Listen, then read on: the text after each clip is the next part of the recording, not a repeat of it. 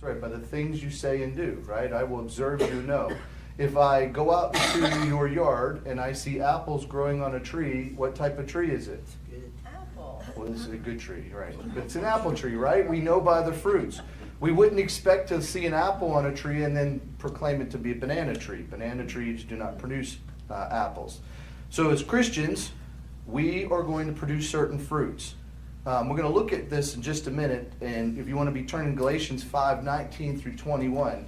But I had this thought as I was preparing for class this morning. It actually hit me last night when I was out taking our grandkids out, saying goodbye to them. You know, we talked about the need to be a Christian light.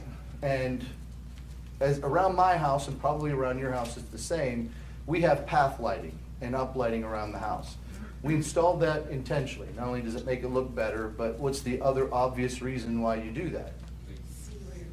That's right. So when somebody comes to visit your house late at night, they know where the sidewalk is and not tripping into the grass or something else, right? But it was interesting to me as I was thinking about this lesson and looking at that, walking from the driveway to the front door, we don't have just one light. Why is that?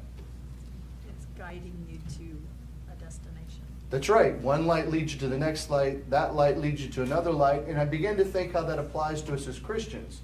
You may be the first in a series of lights. You may help them get on the path.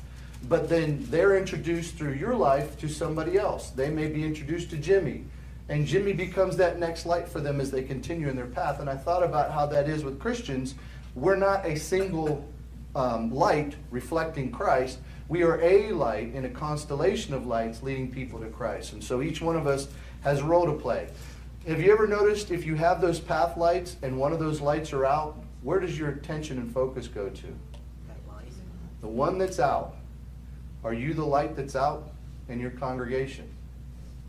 And do you stand out? Like when you go in the world, it's just darkness. They don't notice you. The other lights turn on, you stand out. So I was thinking about that as we were preparing for this class. So Galatians chapter 5, verses 19 through 21 says what? Somebody read that, please. Now the works of the flesh are manifest, which are these: adultery, fornication, uncleanness, lasciviousness, adultery, witchcraft, hatreds, variance, emulations, wrath, strife, seditions, heresies, envyings, murders, drunkenness, revelings, and such like, of which I tell you before, as I have also told you in times past, that they which do such things shall not inherit the kingdom of God. So it all produce fruit. Paul says this is the fruit of what? Christianity or non-Christianity? Right? It's the wrong type of fruit. It's the kind of tree you do not want. Now, thank goodness, I think most of us don't struggle with the big sins like adultery and sorcery and heresy and murder, especially the latter one. If you were a murderer, you probably wouldn't be here this morning. You'd be somewhere else. But I'll bet if we look at that list a little differently, because sometimes we try to look through that list, we say, yeah, I'm good, but we skip over some of the other ones that we might struggle with. How many people struggle with wrath? How many people struggle with selfish ambitions?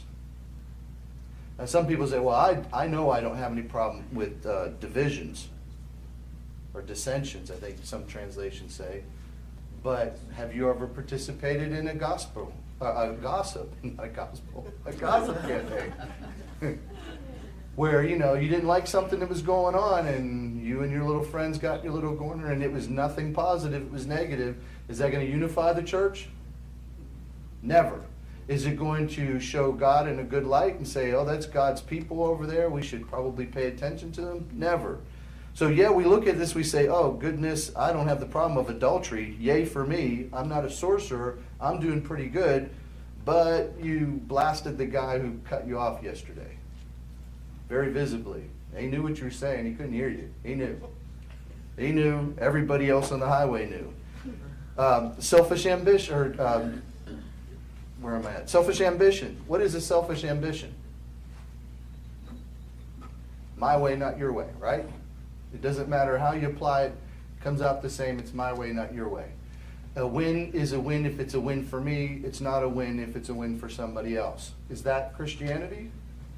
We rejoice when others rejoice, right? No, we don't rejoice when they fail.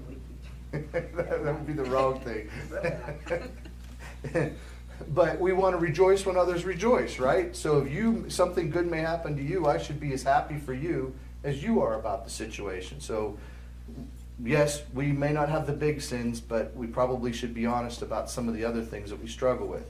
Now, Paul's going to say, this is what you don't want to be. This is examples of somebody you don't want to follow. If you see somebody with this type of fruit, you know they're on the broad way, and that broad way leads you to destruction, away from Jesus, not towards him. But then he says, here's how you know who you can follow. Galatians 5:22 and 23. Somebody read that, please. But the fruit of the Spirit is love, joy, peace, patience, kindness, goodness, faithfulness, gentleness, self-control. Against such things there is no law. Now, we spent camp this year. That was our theme at week 7. I wanted the theme to be titled Fruity. I was overruled. Thought that would have been very humorous. It would have got a lot of attention, people asking questions. But it was this need you have to be able to produce fruit, and not just any fruit, it's the right fruit. So this is the type of fruit we should have. Love, joy, peace, long-suffering, kindness, goodness, faithfulness, gentleness, self-control. Against such there's no law. So the question is, if we observed you, what type of tree are you?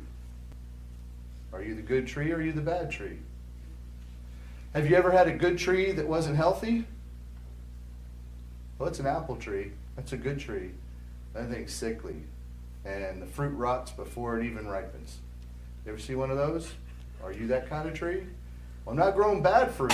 How about this one? You say, hey, I don't have any bad fruit. Is that a good thing too? Just to say I don't have bad fruit? No. What's the purpose of a fruit tree? To produce Fruit. That's it. A fruit tree without fruit is of no value to anyone, even to itself. It can't even replicate itself. So Jesus would respond this way. Turn to Matthew chapter 21, verses 18 and 19. Matthew 21, 18 and 19. Somebody read that out loud.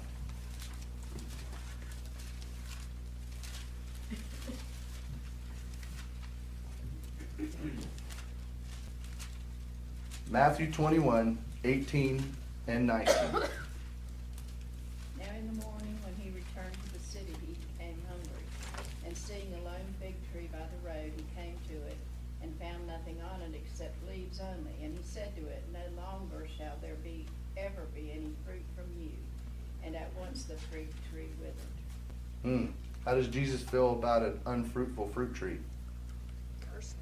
Yep, not positive. That's why Jesus said in Matthew 7:19, every tree that does not bear good fruit is cut down and thrown into the fire. That's why he also said in Luke chapter 3, verse 9, even now the axe is laid to the root of the tree. Therefore every tree which does not bear good fruit is cut down and thrown into the fire. It is not enough to not produce bad fruit. I know, double negatives, right? But I'm trying to make a point. It is not enough to not produce bad fruit. We must produce the fruit of the Spirit, which is the good fruit. And if we are honest, we are all struggling somewhat with the bad fruit. Jesus taught 2 parables that I think we need to understand. We find the first one in Matthew 13. Matthew chapter 13, we're going to read verses 19 through 23. Matthew chapter 13, verses 19 through 23. And I think this is an important parable that we've studied before, but we miss because we don't live in an agrarian culture anymore. When we want food, we go to the grocery store. We have no idea how it's grown and produced. We just know that it's good, it's delicious, and I can afford it, and we eat it. Matthew 13, 19 through 23. Read that, please.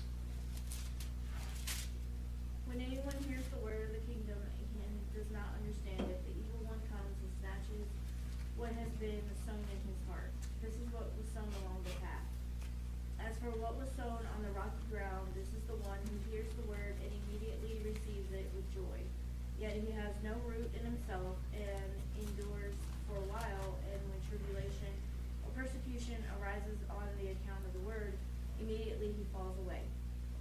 As for what was sown among the thorns, this is the one who hears the word, but cares of the world and the deceitfulness of riches choke on the word, and it proves unfruitful. And as for what was sown on the good soil, this is the one who hears the word and understands it. He indeed bears fruit and yields, and in one case 100-fold, in another another 60, and another 30. Now, I had this play out in my yard every year. Every year, I try to get a patch in my yard to grow grass. I spend tons of money with chemicals, I aerate, I even have spent extra money for them to inject the seed into the soil so that it doesn't wash away or what have you. And every year the same thing happens. That patch of grass never grows. So I can tell you that if you throw seed out and you go back in your house within minutes, what are you going to see? Birds. Lots of birds, right? They're going to come and take the seed away. That's not what I put the seed there for. I'm glad your belly's full, but I want grass in that spot. And then every year without fail, and I can't figure this out, I get grass where I never planted it. It's the grass seed. It's what I put down. Somehow it's growing up in a rose bush, or somehow it's like thriving on a rock between a divider in my yard. Can't figure it out. And then I spend all summer long trying to kill that grass and grow the grass where I want it. But isn't that exactly what happens here? Within spirituality? Now, some of us would say, well, good thing we don't have anybody that represents the wayside. What happens to the wayside? Well, it's snatched away before it produces faith. If that was you, you wouldn't be here this morning. So, good news, we don't have anybody in the wayside. But there are a lot of people who aren't here this morning because they were the wayside. Right? It's being snatched away. Now, a lot of us are struggling with some of this other type of soil. Some of us are rocky. We have tribulations or persecutions that cause us to fall. Or thorny. How many of us, cares of the world and the deceitfulness of riches choke out our faith? Anybody there yet? Some of us here are the good soil. Some of you are producing 100 times, 60 times, and 30 times. You realize that if agriculture was one seed in the ground, produced one seed back, we'd starve? You ever think about that? It has to produce more than you put in because you have to have something then to grow the next year and you have to have something to eat. And if you don't have that, one generation, we're done. So we need people who are going to produce more than just themselves, right? It's good that you converted one person, that's great, but you need to actually have a multiplying effect. And as we've seen today, it's not enough to not produce bad fruit, we must produce good fruit. 100, 60, 30 times. In the business world, we call that a return on our investment. So if I were an investor and you were a plot of land, would I invest money into putting seed in you today? Or would I say that land is useless, just leave it alone. Let the weeds and the thorns take it over. Now some of us think, well, no, I'm good soil. But are you? I mean, you got to hold up that mirror and ask yourself, how much fruit am I actually producing? Now here's another one that I thought was really, really interesting, and we studied it often.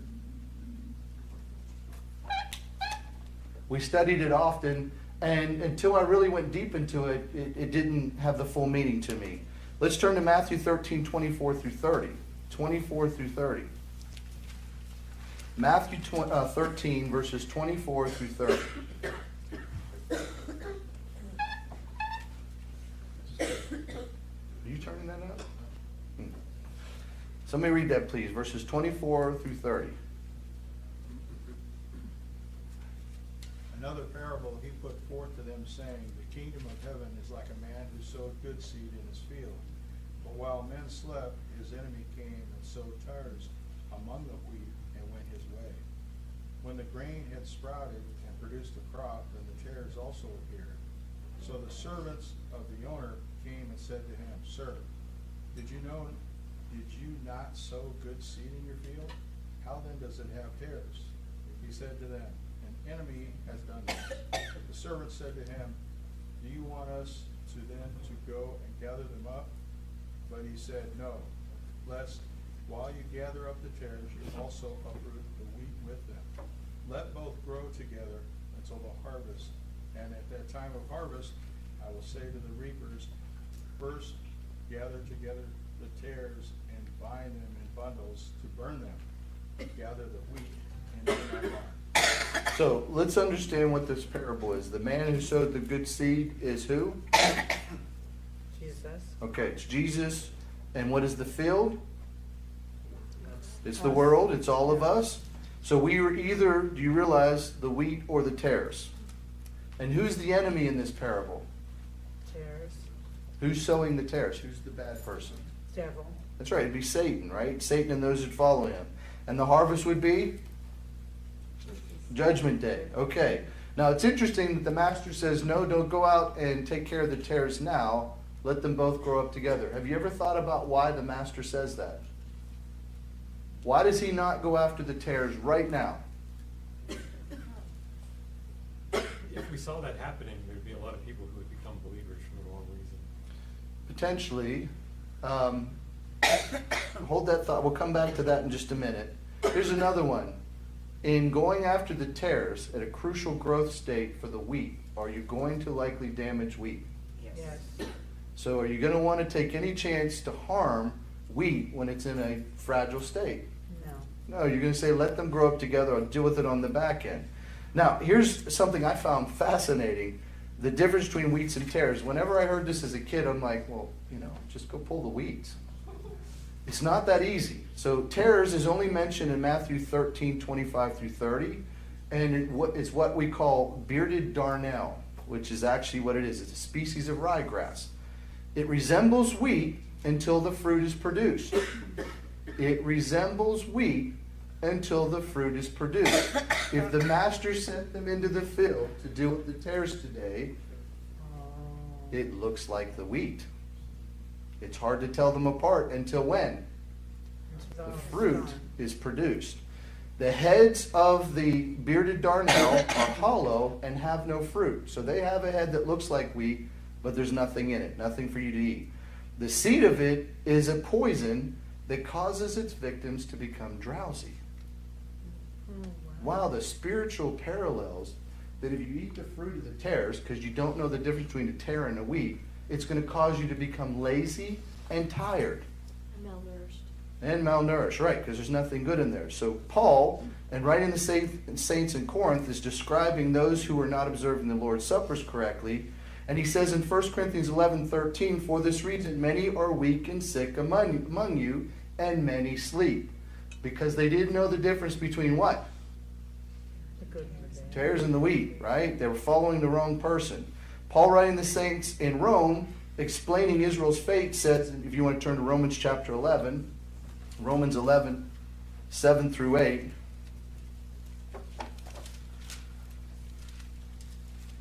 Somebody read that. Romans 11, verses 7 through 8. Move that down. It's a little high. What then? Israel failed to obtain what it was seeking. The elect obtained it, but the rest were hardened, as it is written. God gave them a spirit of stupor, eyes that would not see, and ears that would not hear, down to this very day. Israel could not tell the difference between the tares and the wheat. And because of that, they, in verse 8, had the spirit of stupor or sleep. In Romans chapter 13, verses 11 through 14. Romans chapter 13, verses 11 through 14. Somebody read that, please. Romans 13, verses 11 through 14. And this do, knowing the time, that it is already the hour for you to awaken from sleep. For now salvation is nearer to us than when we believed. The night is almost gone, and the day is at hand. Let us therefore lay aside the deeds of darkness and put on the armor of light. Let us behave properly as in the day, not in carousing and drunkenness, not in sexual promiscuity and sensuality, not in strife and jealousy, but put on the Lord Jesus Christ and make no provisions for the flesh in regard to its lusts. What does Paul say in verse number 11 is the problem with the saints in Rome? They are asleep at the wheel. What produces drowsiness, sleepiness? Tares. They have failed to recognize the bright people to follow. They're following the tares and not the wheat. So if we want to be wheat, not tares, we must first produce fruit, and not just any fruit, but good fruit. And we must avoid falling asleep, because at the judgment day, if we're asleep, we'll be found fruitless. Right? You can't be doing things if you're sleeping. Turn to, we're going to go back in the Old Testament now. Proverbs chapter 6, verses 9 through 11. Proverbs 6, 9 through 11.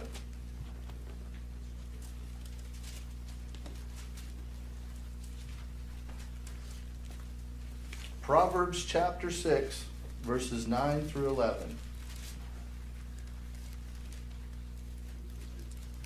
How long will you lie there, O sluggard? When will you arise from your sleep?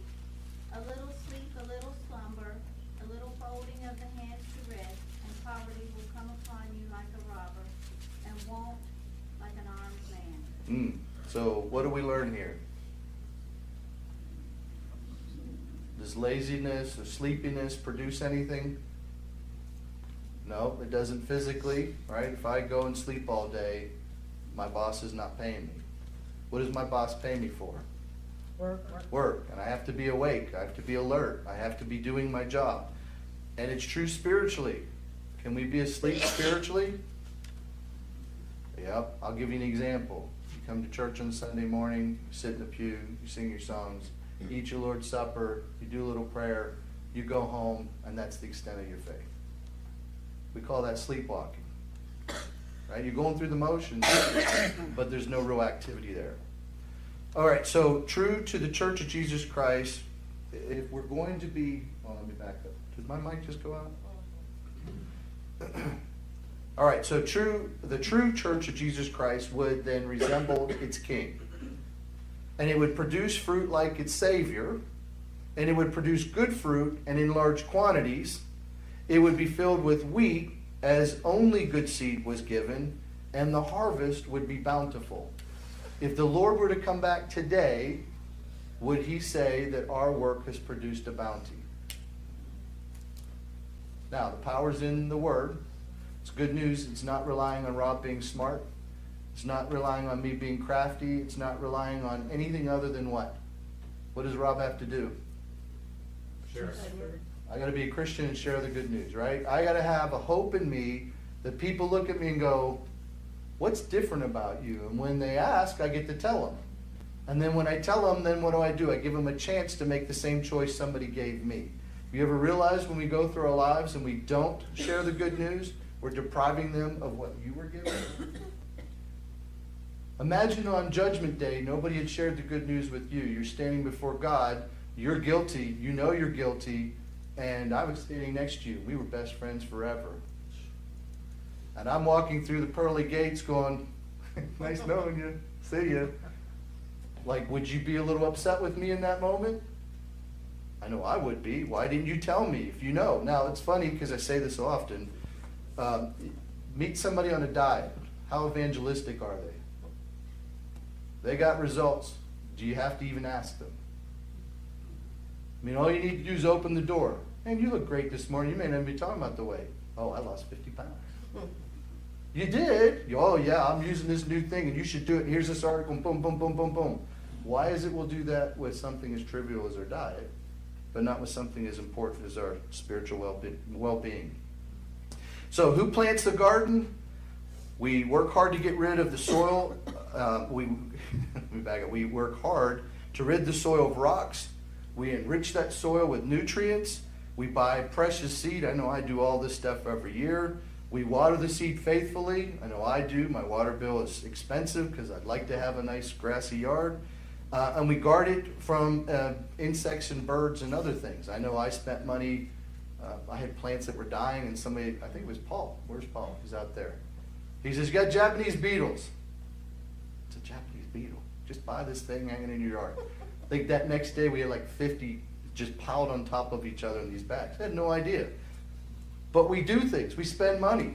Sometimes Jill looks at me and she goes, how much are you spending on this? Because she's doing the ROI. She says, I think our yard is not good soil. You should just stop and let it go, right? But we water it. Why do we water it, Jill? Hope springs eternal. Yeah, hope springs eternal. Except for Not grass. And some people invest their very hearts and soul. I have a neighbor down the street who is fanatical about his yard. I mean, every day that he can get outside, he is outside. And he is outside doing something, edging. I've seen him down there with shears doing his, I mean, it's a beautiful yard. He works at it. And then they're satisfied when they get to walk through their grass and not see a bunch of weeds. So how does God feel about us? Does he do the same thing? Does he water us and give us nutrients? And does he remove soils, problems out of our lives so that things are better and we can produce more fruit? And then when he comes out like me and he's like, I've done everything I'm supposed to do, and still it's a rocky, nasty yard. At some point, right, you got to acknowledge who you are. So the question is, what kind of soil are we? And if we're good soil producing good fruit, then we're leading people down the right path. Our study this quarter was based on 1 Corinthians 11:1. So the question we're asking this morning, if you were a path, where would you lead? Let's turn to Matthew chapter 7, verses 13 through 20 again. Matthew chapter 7, 13 through 20.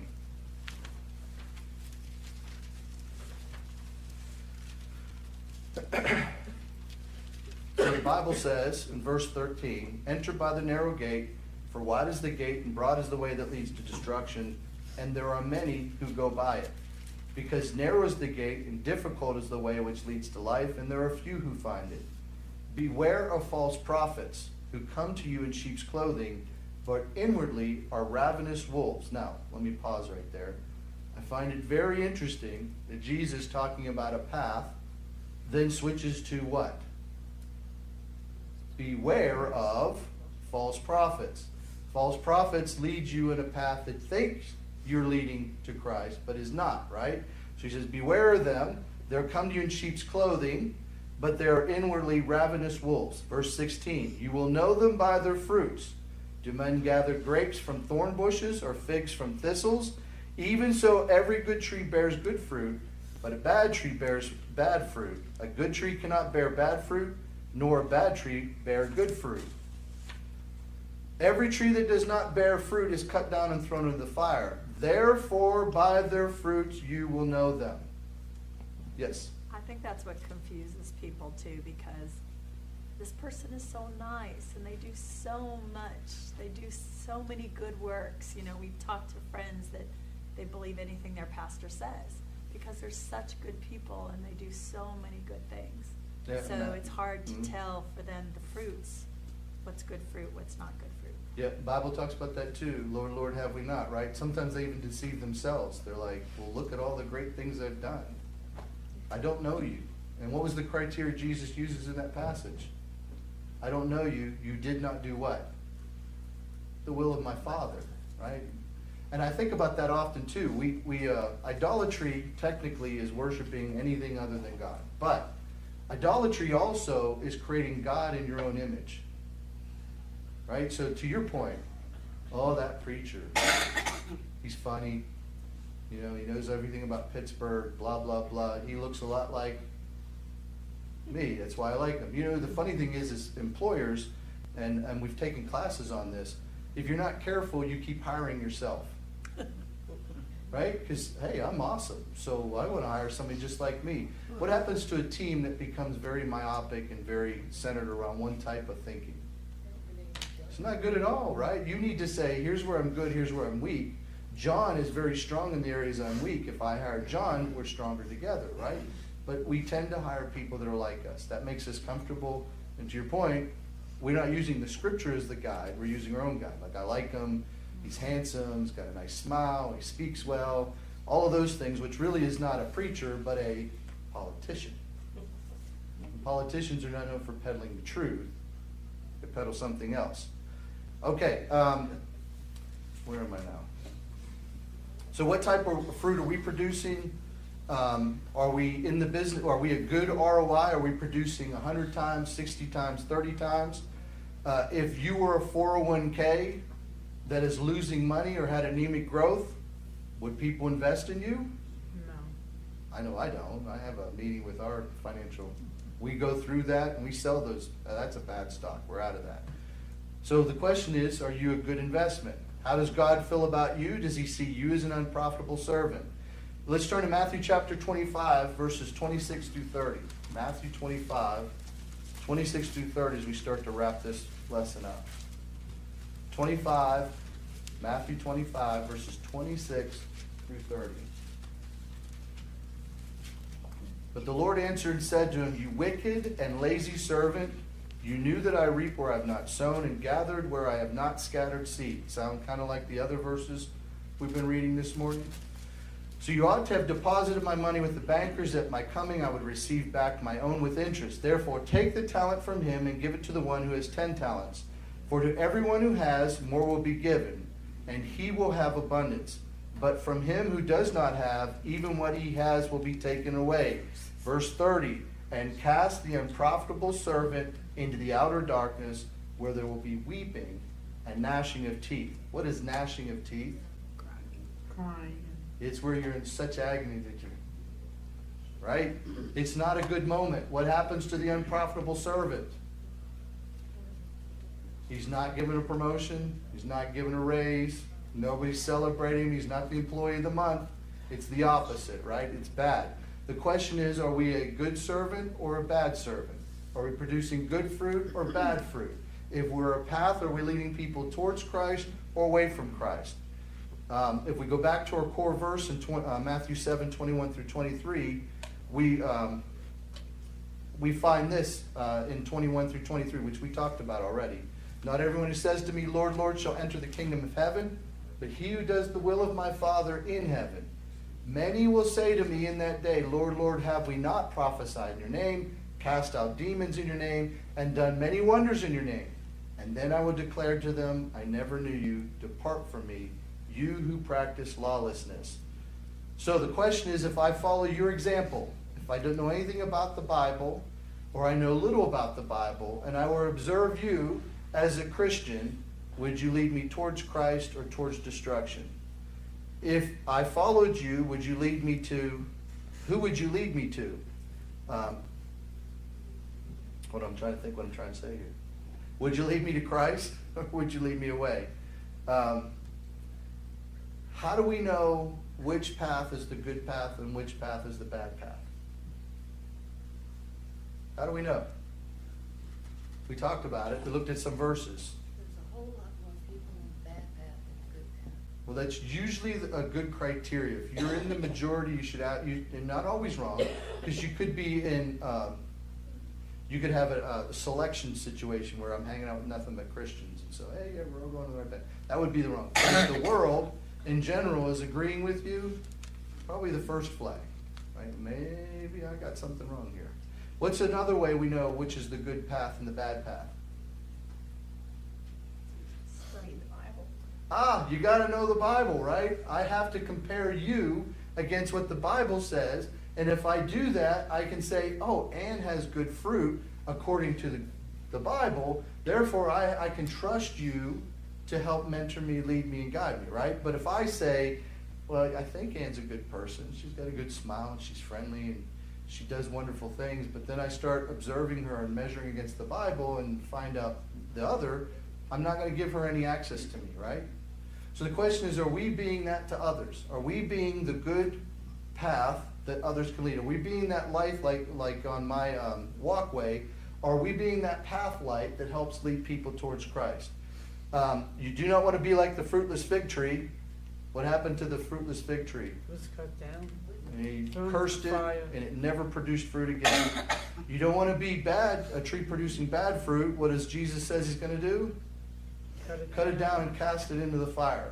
But if you possess the fruit of the Spirit and you produce fruit, you will lead to Jesus Christ. So the question this morning is, which path are you? And so we're at 20 minutes till. Any comments, questions before we wrap up for this morning? All right, next week, if you want to read ahead, my favorite book of the Bible, Hebrews chapter 5, 12 through 14. Hebrews 5, 12 through 14, and the lesson is titled, Where's the Beef? Now, some of you young folks aren't going to get that. The older folks in this room will remember it. You probably have the commercial in your head and the old lady saying it, right? What commercial was that, by the way? Wendy's. It was Wendy's. So we're not going to talk about Wendy's next week, I promise you. We're not going to get into fast food, but